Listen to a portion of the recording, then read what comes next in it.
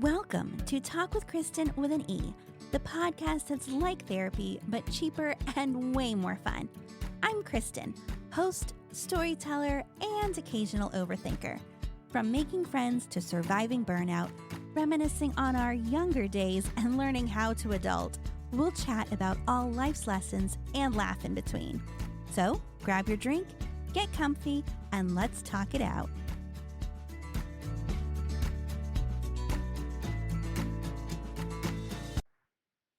Hey, everybody. I've got Alexis here with me today. Hi, Alexis. Hi, Kristen. It's so good to be back, and I'm excited to delve into this topic today. Yeah, I'm excited and nervous. I've been stressing out all day about this. So, friends, before we get into it, I want to give you a heads up that this is not an episode for kids, unless you want to talk to them about purity rings and true love waits and why we were all afraid of kissing people before marriage. Because we're going to talk real talk about purity culture, how it shaped our views on sex, relationships, self-worth. So we're going to be talking about shame, intimacy, and I'm learning a lot of the messages we grew up with. So if that feels like it's going to be too much, because I know I'm nervous about it, if you need to take care of yourself while you're listening, if you need to take a pause, totally get it. And if talking about sex makes you uncomfortable, because it does for me, just pretend it's 2001 and we're at a sleepover and we're whispering about it so nobody else can hear. So it's just us. It's just us here talking about it. Not even a big deal. Not even a big deal. Because I'm freaking out. But anyway, so how did we get here? Last year, I had read the book Pure Inside the Evangelical Movement That Shamed a Generation of Young Women and How I Broke Free by Linda K. Klein. And it was one of the most, I don't know if inspirational is the right word, but it is a book that I read that really hit home because so many of the stories that she shared from her own time and from the people she interviewed, they were sharing stories that felt like my stories. And it was one of those things where I was like, oh my gosh, it wasn't just me. Other people are feeling like this. And it wasn't just what had happened in the past, but how it was still affecting me now. So the book goes over the late 90s, early 2000s, the purity culture, true love waits, all the messages that we were told, and it really the shame and fear-based messaging that it promoted, especially for young women. So I highly recommend that book. I don't want to go too into it too much because if this is a topic that interests you, you should totally go read it yourself. But I wanted to at least bring up where this came about.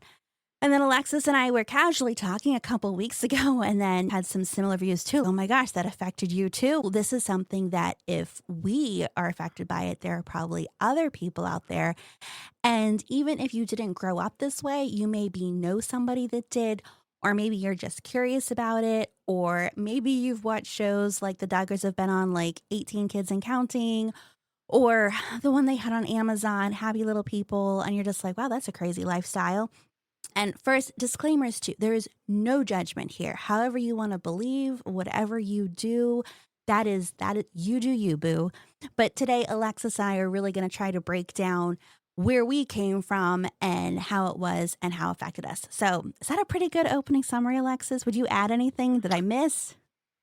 It is. I think the one thing that I would add is I do want to add this disclaimer that I am a born-again Christian, so I do believe that God has reasons for things, and there is much to be said in the Bible regarding waiting for marriage, for sex, but it needs to be framed in a different way, and that sex isn't an evil thing. And I'm sure we'll get into more of that, but I don't want it to be like, oh, I think you should just be promiscuous before marriage and whatever. I do think there is some biblical aspects to that, and we'll get more into it, but I don't want to just say I'm negating everything that I feel the Bible teaches, because that's not it at all.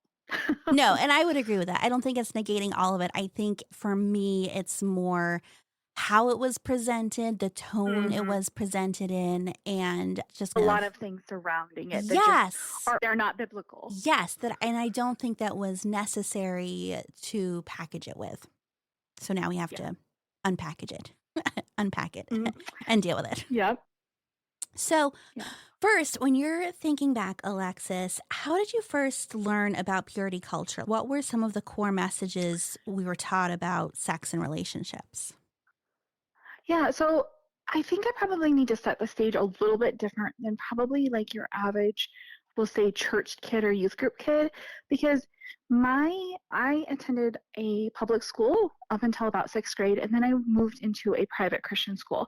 And at the time, my mom was a born again Christian, but I lived in a divorced family, but my stepdad is like my dad. He is my dad.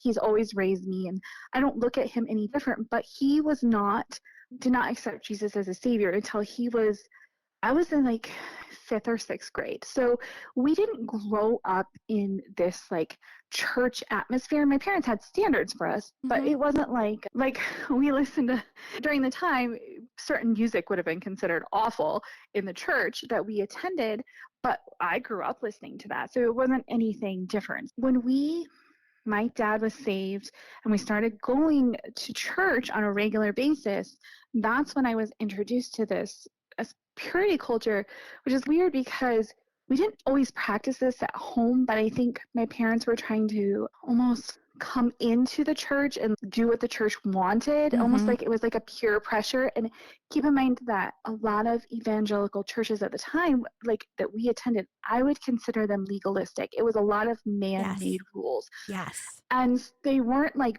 biblical. And so I think that's where I first learned about it, but it was foreign to me. We can get more into this. I don't know at what point you want to talk about like clothing was just that was this thing like if you wear revealing clothing as Hmm. a girl then like you're making a man stumble. No, that's not at all what the Bible talks about regarding modesty. Modesty is more than what you wear. The modesty is your heart. It's your outward how you present yourself. Are you humble? It's a humble heart. It's not just like what you wear. And it was confusing to me because my family we grew up water skiing. So I was in my bathing suit on the, all weekend. And that was definitely against a purity culture in our church, if that makes sense.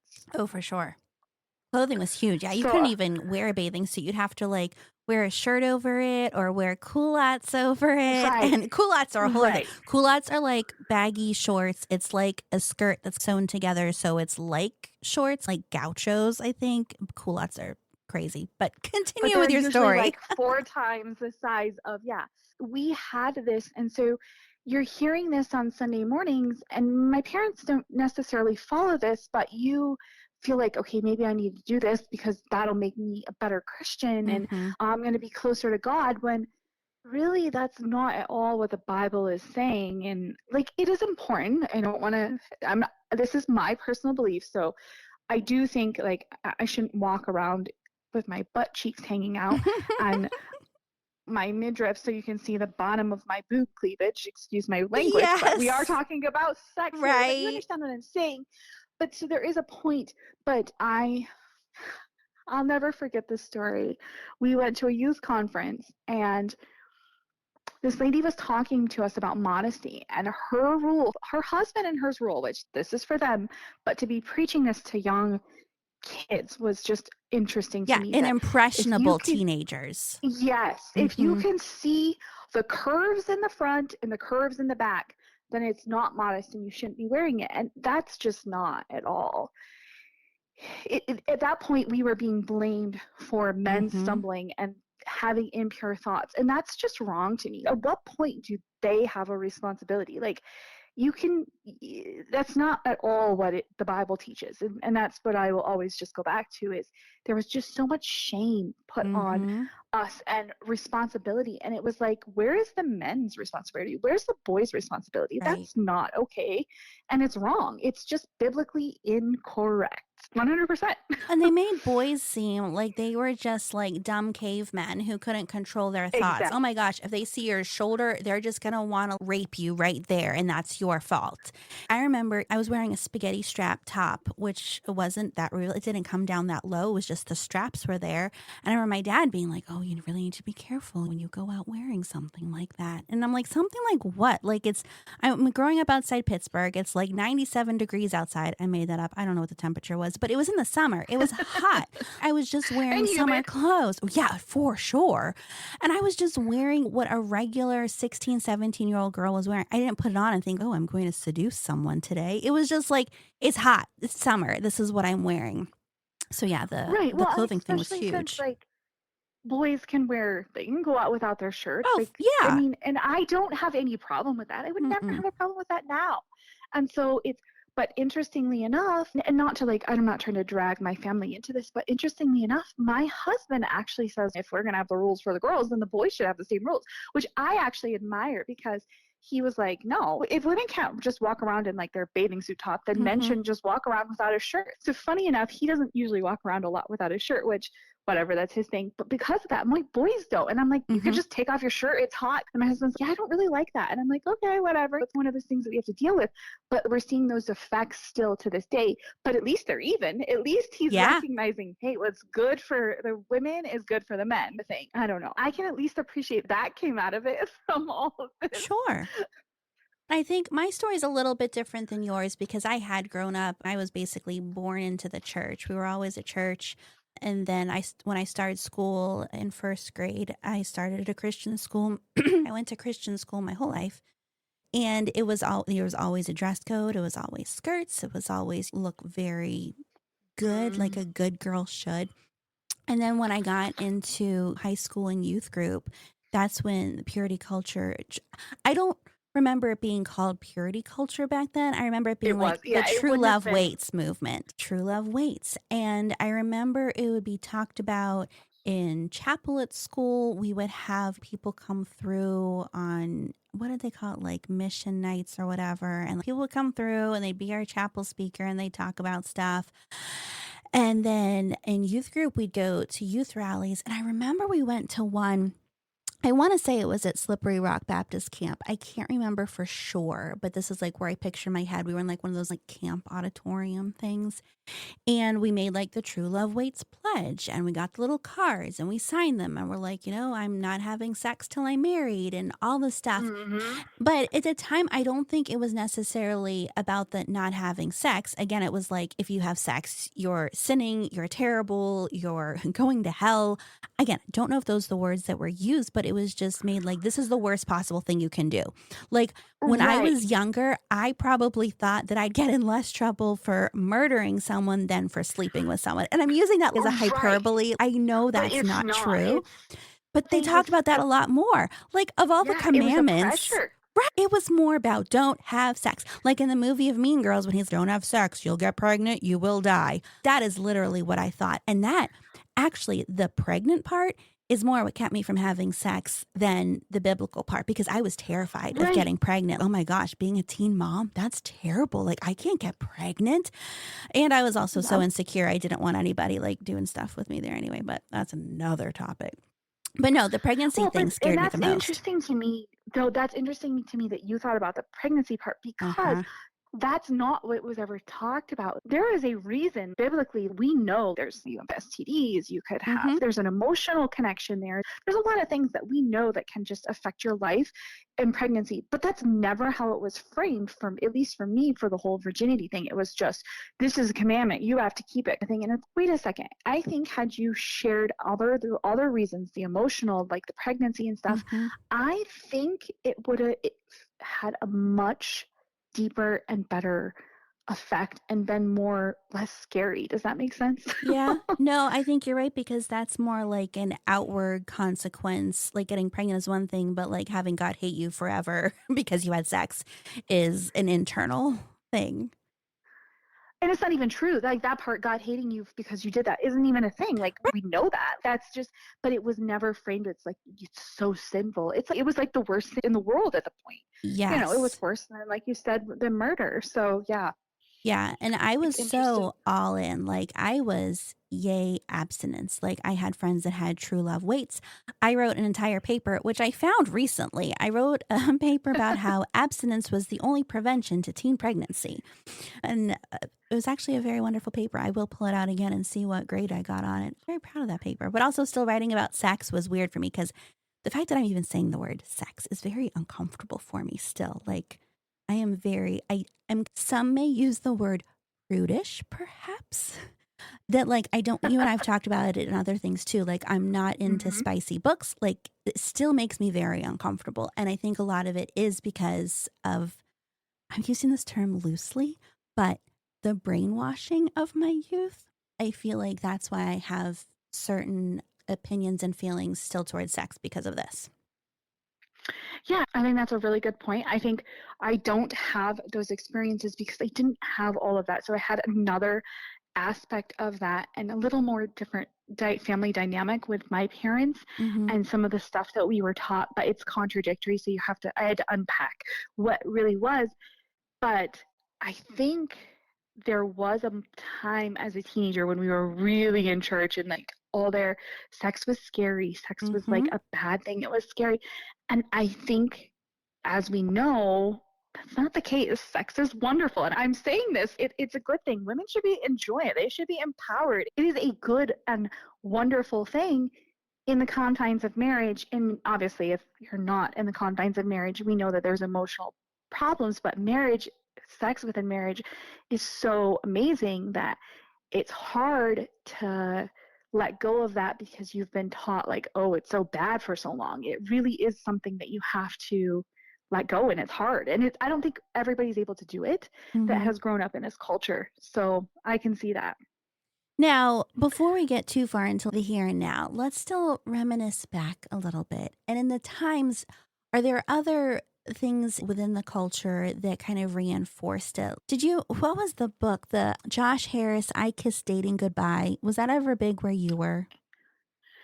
I think it was, but I never read it. And I didn't ever do it. And like looking back at the college years, because Mm-hmm. keep in mind that when we went to the college years, those same ideas would have been still carried over Oh, from even yeah. dress code that we had to do to even the other Christian colleges that we did. Couples could hold hands where we went to college, and that was like a blasphemy. If you remember right, we were considered a very liberal Oh, I Christian know. college It's crazy. when in reality we weren't, because you could hold hands. Mm-hmm. And just the fact that we could leave campus with boys was like unheard of. Other Mm-hmm. colleges, Christian colleges, definitely didn't do that. Keep in mind, I specifically chose Clearwater for some of Mm-hmm. those things when my family wanted me to go to Christian college, and I am like, I'm not going to that one, and I'm Yeah. definitely not going to that one. But Clearwater, oh, I can get on board with that. I had some other extenuating circumstances with that, Mm-hmm. but that was like a thing. And I think even in those formative college years, that pressure, even remember we had to get our clothes checked for formals, for our fine arts Oh, formals, like I can we forgot wear about this that. dress and can we not? Like, Yes. yeah, we And then had to all the bring all of our dresses dress. were ruined anyway because we'd have to put a sweater over all of them so our shoulders weren't seen. Not Yep, ruined, but and I'm just saying you didn't get the full effect of the dress because you had to wear like a a shawl or a shawl. sweater, or so you're Yep. just covering up your dresses. And I remember having to bend over and making sure that it wasn't going to like bend over in front of all these Mm-hmm. teachers. And it's the whole idea of shame. Oh my word, my body is like shameful. I Yes. think that those are such formative years, even after high school, those college years, that Mm-hmm. it just adds another layer of shame. Yeah, because you're So, entering your young adulthood then too. Like you're already yep. establishing your own core beliefs and values and self-worth, really. Like who are you and what are you? It's pivotal moment and that's when they're putting all of that on you. You know, that's funny because now that we're actually sitting here talking about this, the way I dress now is definitely different than my family. I don't wear tank tops. And I think some of that, now I'm thinking about it, wow, like it really does go back to college Oh and wow. high school and what I couldn't wear because of school, not necessarily what my family wanted, but because they couldn't and because I feel uncomfortable. Some of it has to do with just my weight and my body, but I Mhm. really just don't wear those kind of things because there's just this internal thing still, which is funny to me as we're unpacking this, me thinking through that. Yeah, on the dress code for a minute. Do you remember at Clearwater like how many fingers something could be below your collarbone?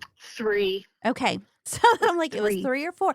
Yeah, and for the longest time, I would still do Maybe it that. was I'm like four, 3 or 4. I thought it Yeah, I was still do 4, but that. it may have been 3. I No. don't anymore. Like I did for a while and I'd be like, "Oh my gosh, this is very low." And now it's whatever. It's like one of the best parts of my body is right there. So let's show that part off. I am okay with wearing revealing clothes there. Yeah, that's the funny part, and now that you think about it, it is that is really something. And what's funny is my daughter, I don't ever really pay attention. Like I care what she wears, Mhm. but I guess that I don't necessarily put those things on her. So she never knows anything and she picks out her clothes and yeah, my parents had standards, but it was always what school wanted or something like that. So this wasn't a I don't know. I actually remember when I did my senior pictures because keep in mind at the time senior pictures you could it was like a thing to wear your formal dress, right? That Mhm. you might have wore for like college. So I wore a formal dress and it was like strapless. It had no straps Ooh. and I got so much crap for it even Ugh, from my high school boyfriend at the time that's if I so remember right. crazy. And looking back, I'm like, I could have never imagined covering it up. And it looks so nice. Like it's not anything like there's nothing revealing about it. It's actually really pretty. Like it looks good. Like they're probably some of my favorite photos of myself. Oh. And I don't think I would never dress like that now. Even my wedding dress, I picked it out. I actually liked it, but it was very covering. And I think it all goes back to that whole purity culture and being modest in your what Mhm. you wear and there was too much focus on that. I don't Yeah. know. No, I agree. Now, question on your senior picture. Did you pose with a tree? No. Okay, like most I've even seen it going around. There was a trend for a while too on Instagram, and it was like showing your high school pictures from the early 2000s or whatever. And it's here we are with a tree. Here we are at the train tracks. Here we are. Like it was just like, oh my gosh, everybody did that. I didn't mind we're in a studio, but I know a lot of Yeah, other mine was in people a did do that. studio. It was a studio, so it was very flattering. Probably honestly, as a photographer myself, Hmm. I would take something like that, whatever like the my whoever would want to wear whatever they would want to wear in a studio. It was very just plain and just a very good like headshot, portrait, nice senior photo. And then I had some casual ones, of course, but those were my Yeah. favorite. I love that. So going back to Yeah. college then, I don't know if you were there for it or not, but it was a nighttime. I don't know if it was a devotional or they got all the girls together and Mrs. Stratton talked to us. Do you remember this? I'll keep going with the story. Keep going and Okay. maybe I'll remember. It might not have been when I was there. And I'm pretty sure it was Mrs. Stratton. And I don't know what the topic was, probably something along these lines, but I remember a specific statement that she made. And she was like, on your wedding night, you're either going to be the girl dancing on the piano or the girl hiding in the bathroom. And I think the intent was Oh that, my like, word. once you get married, you're either going to be all in or you're going to be scared of it. I wish I could remember what the actual context was and why this is the only thing that stuck with me. And it's crazy that's even shared because how are you supposed to be the girl dancing on the piano, like all in, when you've been told for so long that it's so terrible and you've been shamed about your body and what you can do with your body? I don't know. It's hard for me to think about that. Yeah, that's interesting. I think in and of itself, that is just looking back at it, I don't even know that was her place to even share that kind of stuff. That should be stuff that your mother shares Ugh. with you. Okay, maybe you're different. Let me tell you this because I was going to ask you too what your sex education was at home because the only thing I remember being told, and this is nothing against my parents, I love my parents. I remember my mom telling me, again, I remember one line. I was in the kitchen. I don't know when it was or why it was. I think I might have been going out with high school boyfriend or something. And she says to me, just pretend there's an aspirin between your knees so you keep your legs closed. That was the sex Oh, education I got. Keep your legs closed, which I suppose is good advice, although there's still a bunch of stuff you can do even with your legs closed. So, okay. But like, I just remember, okay. And I was so embarrassed then too. The fact that my parents would even say anything to me like, this is crazy. Like everything was just so hushed for me. And I think that made it harder too. So I was even more, I've already used the word impressionable, but I was more like just naive and just I don't know. I think it was all just a lot harder for me because I took everything the way that I did. yeah. So keep in mind I went to public school. So we Mm-hmm. had puberty classes starting in like fourth grade. Now you can take it what you want now. I understand why the public schools do this. Do I necessarily agree with this now as being a parent of my from myself the way they do it now? Absolutely not, because I think it starts way younger. And to be honest with you, we do things completely different. And that's probably something for later in the conversation of maybe how you address it. But Mm-hmm. we did do that. My mom came to those classes with us, which I Hmm. thought was really awesome. Yeah. So we started those in fourth grade, and by the time you're in sixth grade, you're learning about the opposite gender and things like that. And that's a whole, we can delve into more of that later for what it would be now. But also, sex for, in my family, in the confines of marriage, it was never like discouraged in that. So my parents both had children out of wedlock. And so there was always like, these actions have consequences. You are not like a bad consequence from our actions, but it made our life harder in those early years, and we struggled, and we as kids knew that Mm. because we had lived with our parents, and so we had seen that from like a broken home situation to that. But in the confines of marriage, like it was like sex was like it was a good thing. It wasn't like a bad thing, and there was nothing wrong to be ashamed of. Like my mom, when we were older and engaged or dating, we talked about sex, and it wasn't a scary thing by that point. And we can get into the whole topic of lingerie. That was like, yeah, you should, like, if you are interested in that, do that. When I think there's some shame even in the purity culture of like lingerie is so bad and it's Mm-hmm. like that. No, it's really not. And it can be such a wonderful tool in your marriage. So I think I was blessed in that. Well, I didn't get like, I wish I would have had a little bit more detail, but I think probably my parents just didn't have, things are different. I think we parent different now because we know better, and they even parented different than their parents did.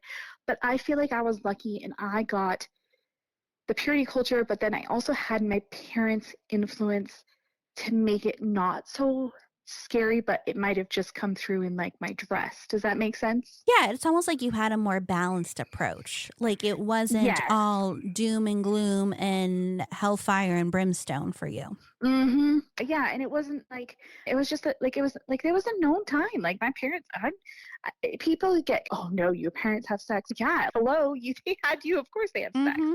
This, and it shouldn't be like a bad thing. Obviously, we're not going to be like showing it to the world, but it was just a kind of a known fact, and it wasn't a shameful thing where people probably think, ooh, gross, my parents. But hello, you got here. It's not that gross.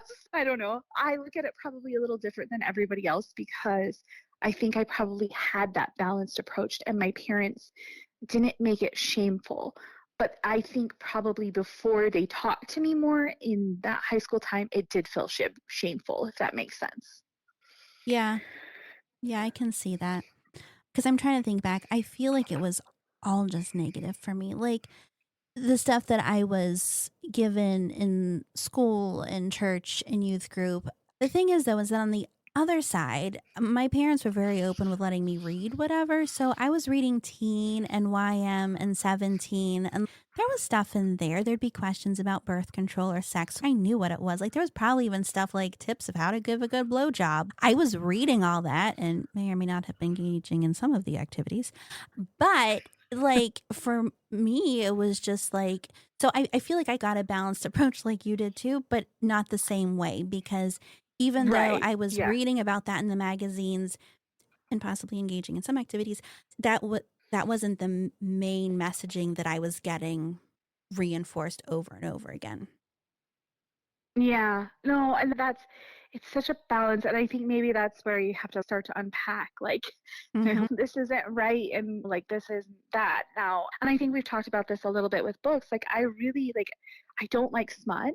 There Mm-hmm. are a lot of really like series, like the Empyrean series with Fourth Wing and stuff. I love those books, but I don't love it for the romantic scenes in it. There is romance in the books, and I enjoy that, Right. but I like it for the overarching. So I will skip it because I think there is a little bit of shame. And I honestly, it, it's this is something that you have to it's a personal thing, but it's almost like porn for women. And I'm Mm-hmm. not about that because I don't think porn is a good thing. I don't think it's biblical. It's not. There's nothing sex in the confines of marriage. It doesn't fit that and that good part of it. So I don't always like that. And I know that there's some judgment of why don't you should just not read them if Yeah. that stuff's in there. Here's the thing.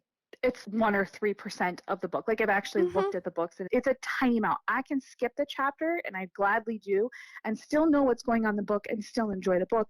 And there's nothing wrong with that, if that makes sense. At least for me, that's my conviction. No, I get So that. I think it's good. I actually think that we need more books that explore this topic of sex in the confines of marriage. Not explicit. It doesn't need to be super spicy and all that, but Right. it does. I think women can see more of that, and it's not a bad thing. I think if we see that, we move away from that purity culture of sex is bad, you Yeah, know? because you become more normalizing it. There's so much just Mm-hmm. stuff that is still shamed. And my thing on sex in the books, I'm good if it enhances the story or if there's a reason for it. I don't want to read it just for the heck of it. And this doesn't make me seem even more weird, but I'm really particular about the words they use for it. I swear there are some times where it's he put his throbbing manhood deep inside my tunnel of love, or like some crap like that. Yeah, I'm like, that's oh a my little gosh, I weird. feel so awkward. I'd much rather you just say his penis went in my vagina and we orgasm. Let's just use regular words, you guys. Oh my gosh, you know how hard it was for me to say all those words in a row? I think I'm blushing right now. But And see, and I don't love that in books because I don't feel it's necessary. I think you could just say they went to bed. yeah, I closed prefer door like a little romance. more closed door romance. Now, if Yes. it's in there, I'm not gonna freak out. But honestly, I'll just skip the page because I don't need to read that because that's not. I don't need to think about this couple. That's not me. Mm-hmm. Does that make sense? Yeah, no, I get that. And back to the shame thing, because I think that's where I really struggle with is even in the confines of marriage. And even when something happens or we're doing something like in the moment, it's good, great, whatever. And then I'm thinking about it after, I feel dirty. And not even if we've done anything actual dirty. And I know this sounds weird. And it's hard for me to explain it because I want to keep the privacy of my marriage still. Mm-hmm. But just talking about the feelings that I have, that I still feel dirty after doing things. And I don't know how to get past that. I very much enjoy dirty talk. Here, we'll get a little personal. But I am not good at it because I will try and I'm like, oh my gosh, I sound like an idiot. Oh my gosh, this is so dumb. Oh my gosh, I am so embarrassed. Like, and with my husband, like he's seen and knows and everything, right? I should be Right. comfortable and I'm not. And it is so hard for me. And I think this is why I ended up reading the book last year too, because I'm like, what is wrong with me? Like, why is it this mental thing that I just can't get past? And that's where it came from. Like all this shame, the years and years of being reinforced that sex is bad, dirty talk is wrong, you shouldn't be doing this, don't do that, don't ever do this. Like all those things are still messages that are like burned in my brain.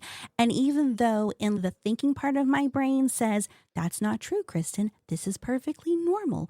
Everything is fine. You are not a bad person. This is wonderful. It's like the other part of me is, you're a sinner. You're disgusting. That's gross. Ew.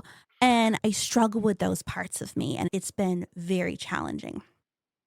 I think that is normal in married sex life. I think everybody has their things that they enjoy and they have their things that they don't enjoy. There are things that people would say, oh, it's fine. And I'm just like, no, not about that. I'm not about that. And nope, we are not doing that. And I think it's okay to have boundaries. I know you've been talking about boundaries Yeah. with in your previous episodes. I think that you can have those.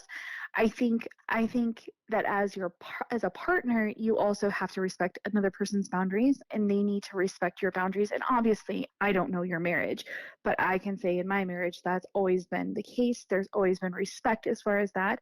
I also am a big proponent of trying things. You might not Yes. know if you don't Mm-hmm. like it, so try it. So eh, I do think that's normal. I think there's some things that are normal. I think as couples you grow in it. I also think talking about it. This is going to sound weird, but I Mm-hmm. do think talking about those things outside of the bedroom and just saying, "Hey, like I'm really uncomfortable." And then you have an understanding with your partner when you are intimate. Hey, this person is struggling with this. How can I help them? And I know the back history so it doesn't feel and cause resentment because I know that can sometimes affect your sex life, and that's hard. So I don't know. It's hard for me to say too much on this, because if I'm honest, my husband and I do not have a problem with our sex life. It's actually always been really good. And I don't ever want to throw him under the bus or anything, but it's Right. really, we've just never had those problems. Mm-hmm. If anything, I just have a body security issue, like in clothing or other things. Yeah. I don't want to wear that. I'm just miserably hot, so I'm going to make you all miserable because I'm cranky, because I don't actually want to wear clothes that might be comfortable because of like a stigma with like purity culture, in that that's not something that I should show. So I think mine might manifest in a different way for me, and I'm just realizing that now as we're talking. So See, this it's what is we're kind of doing. really, It's cheaper than really, therapy. really Yes, we are insightful. Yes. unpacking. And I like that you brought up the communication piece, because how has purity culture influenced our ability to communicate about sex, pleasure, and boundaries with our spouse? I feel like you were already talking about that, but I don't know if you have any more to answer that question. Yeah, so I'm pretty open and honest with my husband regarding that. And I think he is with me too. And he probably comes from a little bit more, purity culture probably influenced him more than it influenced me within the church, because he came from that. Yeah. And I think from a guy's perspective, so it was a little bit hard, I think, when our first marriage, because I'm like all about it. And that's not normal. Because if you hear like women are like, that's not your normal. But I'm just going to be blunt, I have a higher sex drive than most women. Like, we know this. I can count on, I'll just be blunt and honest. It's not unheard of for my husband and I to have sex 5 to 6 times a week. That's really abnormal impressive for a couple in their late 30s, pushing 40s. That's not normal. And when we were younger, even, it was more. And that's not normal. It's just not normal. I don't know if maybe I have hormone issues. But like the good kind. Like, he's winning with those hormone issues. I will say, the more sex you have, I think the more you want it. There really is something to that. And that's just how it is. And but it took, I don't know, I think it was a little bit of weird for him, because that's not how the church made it out. Like, women don't want to necessarily have sex, and you're going to have to lead them in this. And that's not always been the case in our relationship. Yeah. So. Oh, I get that. So for me, and I already did mention it, I do feel in some aspect it has affected my ability to communicate. Now, I'm the kind of girl that I'm like, I'll try anything once. If I like it, I'll try it again. If not, then I won't. And I am okay communicating those kind of things. And I'm usually open about other things too. I like this. I don't like that. I do want to try this. I don't want to do that. But I think just talking about sex is still hard for me, which I know sounds weird, because now I've said sex how many times? We're getting better. There. I'm getting better. Yeah. See? Therapy. We're getting there. Yeah, but I am still uncomfortable if he wants to talk about it the next day. I love about last night. I'm like, no, I don't want to talk about it. If I'm in the moment and my brain is there, like, fine. Oh, you do? I have those moments where, like, and about last night, I'm like, let's not talk about it. I'm done. Yes. We're done. Yes. I could get there in the moment. It was wonderful. It was lovely. Thank you. Enjoyed it. Let's never talk about it again. Right. Or we can talk about that the next time, but we're moved on to kids, life. Like, I'm done. That part of my brain is closed for the moment. Like, I have that. So you're not, I think maybe that's normal, but I don't know. I know. Either we're both normal or both crazy, but we're in it together. So that's cool. Okay. Moving on a little bit then. Like, we've talked about the past and how it happened and where we are now. But when you're thinking back from that transition to our young lives, learning it all, and then when did you start questioning purity culture, or what led to those realizations? To be honest, I would say only in the past 5 years, when I just was like, okay, so as my children have gotten older and we needed to have these discussions, I think that's when I recognized waiting till you're like 8 to teach about sex and how babies are made is absolutely wrong way to do it. And at least for our home, I'm going to preface this and say, this is how we teach our kids. It's not necessarily for others. So I think that's when I recognized there needs to be a deeper issue about this. So my kids, we've always discussed reproduction from the time they are little. Like there's an egg, there's a seed, and as they get older, they just get more layers to it. Hmm. So it's not so shocking when they get to be teenagers. And I think my kids have always known about periods, even my boys, because I want them to be compassionate. I Yes, I've want done them to that with mine too. understand. Hmm. Yeah, and when my daughter, I had to explain to her about periods and sex and stuff. I didn't want to scare her. I said, listen, you're going to get your period. You can now have babies. You're how old? And I'm Whoa. not, I don't want to tell her, but I want to say you have to be careful. Like you are Yeah. now have the ability, but I don't want you to be scared of sex. It is not it is not a scary thing. It is a wonderful thing in the confines of marriage. And I just want you to know you may screw up and I will still love you for who you are and God will still love you. I don't want to do that. So I think that's when I recognized we have to teach sex differently. Also, I think people will find this statistic shocking and it gets lower each year. The average child, just because of the internet, sees porn by the time they're 7 years old. Oh my 7. gosh. That's Yeah, so insane. you should really be having these conversations regarding porn and just sex well before they're teenagers Hmm. because it doesn't matter how sheltered of a life you live. You can have sheltered lives. If your kids are around the internet, you will see it. I know kids that have been at church youth group and the boys are sitting there watching porn on their phone and it happens. It happens in youth group settings. It happens nowhere.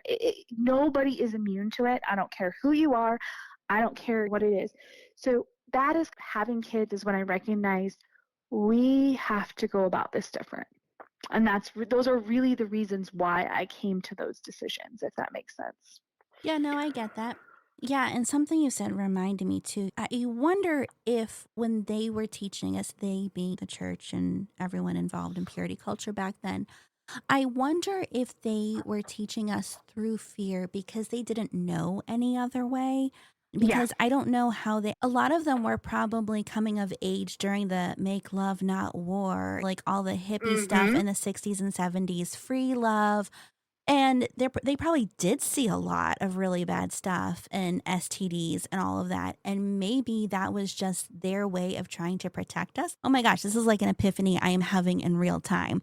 And maybe it wasn't necessarily to scare us and screw us up forever, but because they were so scared of everything they went through and wanting to protect us, and scaring us was the only way to do it. And I don't think they probably didn't use the word scare. I don't think they were intentionally trying to use scare tactics, but that's how we'd been taught with other things too, like drugs. There was that commercial on TV with the egg in the frying pan, right? This is your brain. This is your brain on Yeah. drugs.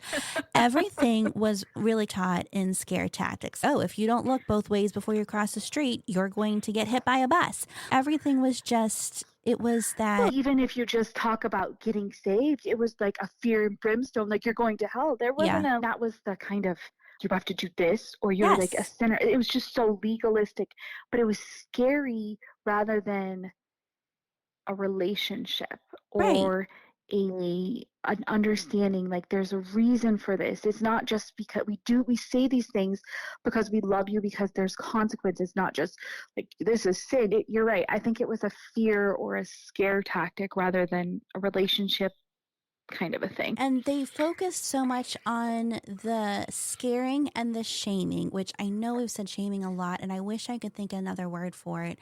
But that's like what girls were taught. It was like if you have sex, Mhm. every time you have sex or do something with someone, you're basically like a piece of gum and you're being chewed up and spit out. And nobody's going to want a piece of chewed gum. Like you're used, you're gross. Like nobody's ever going to want you unless you're pure and virginal. Nobody's going to want you. And I think that was part of it too. So, okay, not only is sex terrible and I should be afraid of it, it also makes me less of a person if I've done it with somebody else. And then, oh no, if you've done it with even more people, you're giving a part of yourself every time you do it with someone. And you're not going to have anything to give your husband, and he's not going to love you. Like all the messages that were over and over, it, it's like it was all to make us feel like absolute garbage, which I want to give them the benefit of the doubt, and that wasn't their intention, and they didn't know the long term effects it was going to have on me and others. But I think as I'm even just talking about it now, that's a really crappy way to tell someone. And It's not in and of itself isn't even biblical. We know that no matter what, that's not who we are. God loves us for who we are, and we are precious in His sight as women. It's just not even this isn't even, that's the hard part, in that there was almost a fear, like God, like you feared God because of it, mm-hmm, rather than recognizing that personal friendship relationship, the love of who God is. Not saying He doesn't have standards, because He does, but the love was missing from it, if that makes mm-hmm. sense. Yeah, no, So I get that. I think you hit the nail on the head with the fear, and I think you're right. Yeah, yeah. I think that's a good summary of it. And it's what they used. And it had multi layers too, like because be the good girl, you're a good girl, you should be a good girl. And I think even that, and this is a whole episode in itself, but a lot of that really led to my people pleasing tendencies too. And okay, good girls don't do this, good girls don't do that. You're a good girl, do this, do that, don't do this, don't do that. And I think a lot of it is just really messed me up. But oh, go ahead. Were you going to say something? No, I can relate. I think it's deeper, and I think it permeates now that we're talking into other things outside of our sexual Mm-hmm. part of our marriage. So I think you're spot on. Yeah, it's had huge effects like on all parts. And I will say, because full disclosure, I did not wait till marriage. My son was conceived in June of 2012 and I was married in November of 2012. I don't want to like make anybody think that I was as perfect as purity culture would have liked me to be. And I'm not either. That's not either. I will say though, there is something special in that my husband did wait for me, and there was something special about that. There's also some learning curves that go with that, though. Oh I'm not yeah. gonna lie. Even just because I was the first person that he actually kissed, so there's some stuff Wow. that's special in and of itself. But Yeah. But see, then I I look. see Oh, go ahead. Sorry. I see both sides of it. I don't have any shame for it. I have confessed. My husband knew. I don't feel shame for it now. And I actually know it's helped me in explaining certain things to my kids. That kind of messed me up. It Yeah. caused some emotional problems. So just keep that in mind. There is a reason biblically that God does that, because you do have some emotional connection as a woman doing that. Men may not. I think they probably do, but they hide it. But women for sure do. So, yeah. And see, I struggle with that too. And I know this will probably sound terrible also, but there have been some. Okay, let's pause. 'Cause I'm going to go on a quick little side story, but I promise it'll bring us back to this and it'll be a journey we will all enjoy being on. So I remember being in high school and people would give their testimonies and they'd be all like, oh, I was into drugs and alcohol and sex and all this bad stuff. And then I found God and I got saved and my life has been. And I remember sitting there and being like, I got saved when I was 5. I'm not going to get to do any of this fun stuff because I'm the good girl already. And I know, thank you for laughing. That makes me feel like this isn't as terrible as I'm telling it. But I remember being No, that like, it's awesome because it's relatable. yes. And I remember resenting it. And I'm not going to get to do all the sinful stuff because God found me too soon and woe is me. And I look at that because there's a whole bunch of things I didn't experience. I still have never done drugs in my whole entire life. And that's something I'm proud of. And Right. yay. But back to the point, I think about it as sex kind of the same way too, is because I wasn't off having sex all through my youth, I didn't know what I liked or didn't like or what it was. And I do think there's sometimes, just like I resented those people who got to have all that quote unquote fun before getting saved, is that I also see that as like all those other people that were out there having fun with sex and learning how to do what to do, all the things. And then I get here and I'm like, Yeah. I don't what's that? I don't know. And it's just weird. So I have to go back and think, would things have been different if I was out and about? And I still wouldn't have, because like I said, everything else, like I was so afraid of getting pregnant and being labeled a whore or a floozy or a slut or pick your demeaning word of the day. that I still don't think I would have done it. But it's one of those things that I do think, would it have been different? Could it have been different? I don't know. I do think, I genuinely think, if you really, I think it's really, I will say this, we will counsel our kids to wait for the right person before they do it. I think Hmm. there's a lot to be said for that. I think it goes somewhat into some of the divorce things and stuff like that. And people could say no, like you need to know before you get married, because what if they're bad, in Yeah. bed? And I have different opinions on that. I'm going to go from the biblical aspect of this. So, coming from that, I do think couples that are born again Christians that want to save themselves for each other for marriage should go through some sort of education for marriage before they get married. I think it should be a class. And there are some, I'm seeing some of these things pop up now.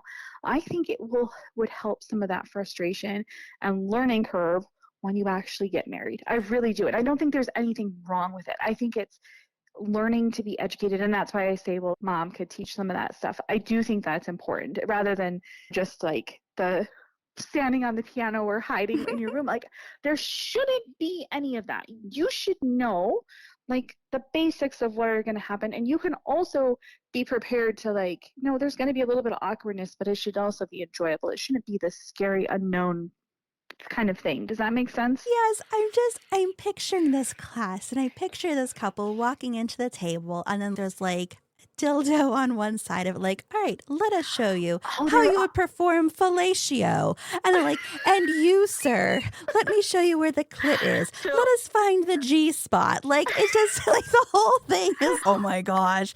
I think at that point well, I'd be I like, think I don't want to get married. This is so awkward. there are like online classes that are like PDFs that you print that are like booklet form is what I'm seeing them. And those I think are like, they call them like the honeymoon course or something like that, which Oh makes my sense. And it's gosh. they're actually Yes. not, they're really not cheesy. Like, I really think at first it sounds like it, but I don't know, I think they have their place. And I do think that they could be really beneficial for couples Oh, for because sure. I think it would take some of that awkwardness out. And I don't know, it'd make it feel less intimidating, Yeah. especially if you had come from the purity culture. Now, if you come from a family that you don't really see the purity culture in churches nowadays, at least the church that Mm-hmm. we attend, that's not, obviously it's spoken of biblically, but it's not this push on our teens like we have. I think maybe had you seen that kind of stuff, I do think in some church sects, like I know in the LDS church, it is like that. So those kind of things I think might be beneficial for them. But my church that we go to, it's not. Specifically, there are certain things that we look for. So, how do things. you So feel about true love waits? I need to know if you're going to shame my children. right. So I think there's that. There's a lot more. There's a lot more things, and I know of actual books now for girls and boys that are their puberty that are a little more. They're not so scary and not. There's a little more to it, if that makes sense. Yeah. So, if you could go back and tell your younger self something, what would you tell her? About purity Hmm. culture, not just like, we don't need to go through a whole, like, No, all the I things get. you would tell younger Alexis, but what would you tell her about this? I think I would discuss as I'm thinking stuff not to put too much weight on what you wear, obviously, and that modesty isn't just about what you wear, because you can be like an unhumble person and just downright awful and you're not being modest. That's not what it is. And I Mm-hmm. would focus more on maybe the heart and forget the clothes. I would probably also, I said I don't regret like not having sex before marriage. I would think I would probably tell myself, like, don't rush it. There's no reason, like, it's not a big thing. You can wait till marriage, and it's really okay. It's actually a beautiful thing. But I don't also regret it. I don't think I would change anything that's happened, if that makes Well, sense. yeah, because it made you who you are. Every experience Exactly. you had. Yeah. I don't know what I would Yeah. tell younger me. I think I would try to tell her, you're not a bad person. Like, it's okay. You, I don't know, Yeah. like, just don't be so scared. I don't know. I picture myself then, and it's hard for me to think what I would tell her because she didn't get any STDs. She didn't get pregnant until she was 28. So 29, 28, whatever. So she did pretty good. I don't know. I think I've just don't take everything so seriously. Listen to what they're saying, but use your brain and just don't fall into all the fear tactics and shaming garbage. You're better than that. That's what I tell her. Yeah. And I think that's wonderful because I think, don't feel shame. There's no shame. Yeah. I don't know. It's okay to feel shameful for your sin, but not dwell on it forever. There comes a point when you're just gonna ruin yourself. So I love that. I love that for you. So I'm hoping there's other people out there that either have gone through similar things or know what we're talking about, experienced it. So if there are listeners out there struggling with similar experiences, whether in their past or present, what would you say to them, or what advice would you give? I would say that sex is a wonderful thing. And if you're a Christian, you can look to Song of Solomon. The Bible clearly has an entire book devoted to love and sexual things, and sex is discussed in the Bible. So don't look at it as a bad thing, and you can learn to enjoy it. Communicate with your partner. Find what makes you guys works for your relationship, but communication and just knowing sex isn't a bad thing. It could be a really amazing thing. That's wonderful. I think what I would say to people, if this is something you struggled with or are struggling with, I still highly recommend the Pure book that I mentioned at the beginning. And I'll put the title of it in the description too, so you can go see it, because it really helped me to put things together. So highly recommend that book. And just don't be so hard on yourself. Be open to things. Know that everything you were taught as a child, a young adult, may not have been completely true, and it may not have been presented in a way that anyone ever meant for it to stick with you this long. That it's okay to let go of those things, to let go of some of the beliefs you had when you were younger. It's okay to move on from that and to establish what you are okay with now and what you believe to be true now, and just live your best life, girlfriend or boyfriend or anybody who's listening. Whatever you are, live your best life. That's my advice. I love that. Go have all the sex. That's all really the sexes. Within reason. If that's not your thing. Oh yeah, don't have all the sex if you don't want to have all the sex, but feel open to have all the sex. Drop the aspirin between your knees, open your legs, have all the sex. Oh my goodness. See, look how much I've moved on. I'm ready. I'm going to go have sex right now. As soon as we're done. I don't really know if I am, but it seems like a fun thing to say. Yay, sex. Look at me. Look how far I've come. See, this was good. Don't feel pressure. No pressure. Okay. I feel pressured. I'm taking my clothes off. I'm just kidding. I'm not.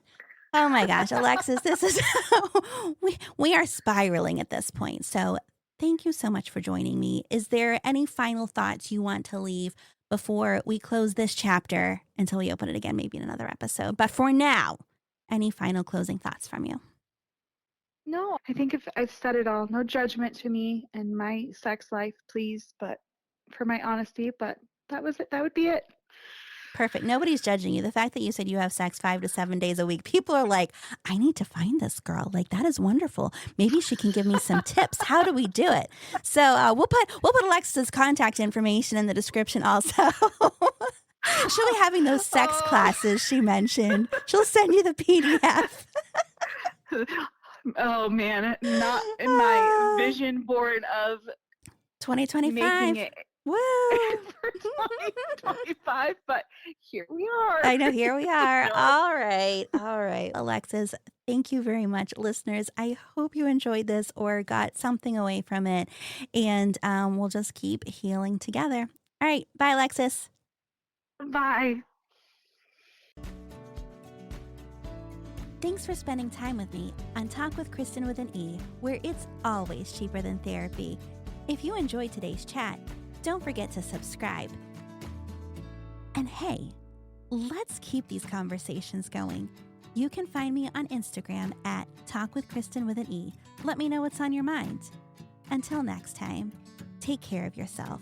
And remember, life is always better when we talk it out.